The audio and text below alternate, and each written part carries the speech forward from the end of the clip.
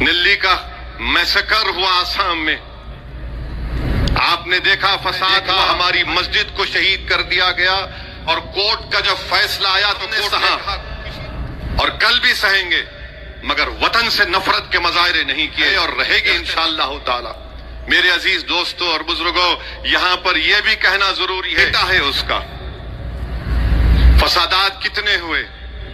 نلی کا میسکر ہوا آسام میں، آپ نے دیکھا فساد ہوا ہاشم پورہ کا، ملیانہ کا، ہم اور آپ نے دیکھا گجرات میں، بلکہ 69 کا فساد تو 2002 سے بدترین تھا، پھر 2002 کی نسل کشی ہم نے دیکھی، 2019 کا دلی کا فساد دیکھا، حیدرآباد کے فسادات ہم نے دیکھے، مگر ایک بات جو لوگ سمجھتے نہیں ہے وہ یہ ہے کہ ان تمام فسادات کو ہم نے دیکھا، ہماری مسجد کو شہید کر دیا گیا، اور کورٹ کا جب فیصلہ آیا تو کورٹ نے کہا کسی نے شہید نہیں کیا۔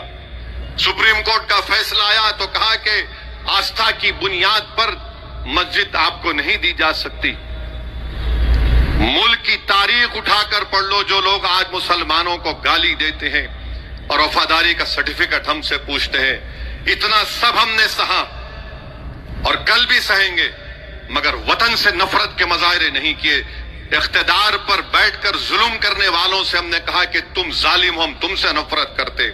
تو مسلمانوں کو اگر تم دبا رہے ہو تو تم بھارت کو کمزور کر رہے ہو۔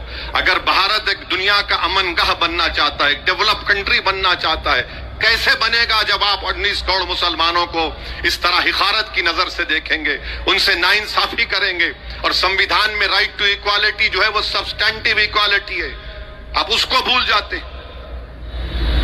مسجد کا فیصلہ ہمارے خلاف آیا تو کیا کسی مسلمان نے کورٹ میں جا کر کسی جج کے اوپر جوتا پھینکا؟ جوتا پھینکنے والے کے بارے میں ایک لفظ نہیں بولا جاتا، نہ میڈیا میں بولا جاتا ہے، کیونکہ وہ اعلیٰ ذات سے اس کا تعلق تھا۔